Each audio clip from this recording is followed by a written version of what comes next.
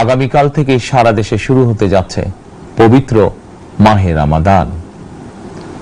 আমি দেশবাসীকে পবিত্র মাহে রমাদানের শুভেচ্ছা জানাই। রমাদান আত্মশুদ্ধির মাস।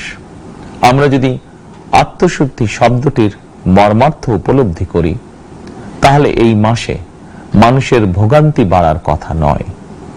যদিও আমাদের অনেকের মধ্যেই এই মাসটিকে ঘিরে ব্যবসায় অধিক মুনাফা লাভের প্রবণতা লক্ষণীয়। আপনাদের প্রতি আমার বিনীত আহ্বান, রমাদানের পবিত্রতা রক্ষার্থে এই মাসটিকে আপনারা ব্যবসা মুনাফা লাভের মাস হিসাবে পরিগণিত করবেন না।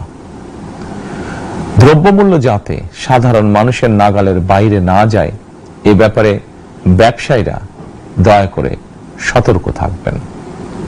হাজারো প্রাণের বিনিময়ে একটি মাফিয়া সিন্ডিকেটের পতন ঘটিয়ে রাষ্ট্র এবং সরকারের জনগণের অধিকার প্রতিষ্ঠার অঙ্গীকার নিয়েই আমরা রাষ্ট্র পরিচালনার দায়িত্ব গ্রহণ করেছি।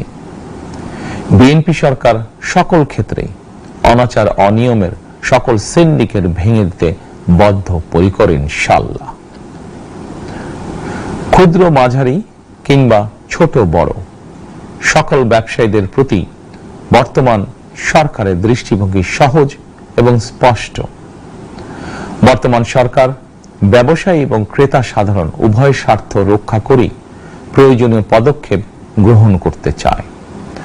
সুতরাং সরকারের পক্ষ থেকে কি ধরনের উদ্যোগ গ্রহণ করলে বাজার পরিস্থিতি নিয়ন্ত্রণে থাকবে কিংবা ক্রেতা বিক্রেতা উভয়েরই স্বার্থ রক্ষা হবে, এ ব্যাপারে আপনাদের যে কোনো ধরনের পরামর্শ কিংবা অভিযোগ শুনতে সরকার প্রস্তুত। ক্রেতা বিক্রেতা গ্রহীতা এই সরকার সকলেরই সরকার। এই সরকার আপনাদেরই সরকার। আপনারাই ভোটের মাধ্যমে এই সরকারকে রাষ্ট্র পরিচালনার দায়িত্ব দিয়েছেন। আপনারাই এই সরকারের শক্তি। প্রিয় দেশবাসী, পবিত্র রমাদান মাসে রোজাদারগণ বিশেষ করে ইফতার, তারাবি, সেহরি এই সময়গুলোতে নিরবিচ্ছিন্নভাবে গ্যাস, পানি ও বিদ্যুৎ সরবরাহ পেতে চান।